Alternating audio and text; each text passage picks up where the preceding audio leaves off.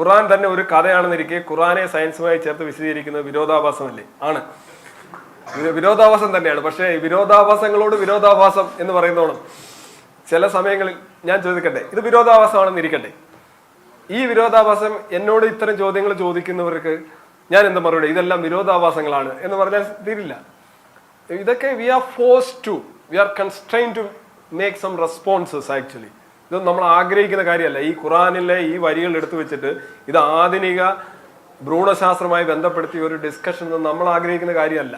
മറിച്ച് അത്തരം വാദങ്ങൾ ഉയർത്തിക്കൊണ്ട് വരുമ്പോൾ അതിന് മറുപടി പറയാൻ ബാധ്യസ്ഥമാകുന്നേ ഉള്ളൂ. അല്ല ഇത് തമ്മിൽ യാതൊരു ബന്ധവും ഇല്ലെന്ന് ഒരു കോമൺ സെൻസ് ഉള്ള ഒരാളുകൾക്ക് മനസ്സിലാവും.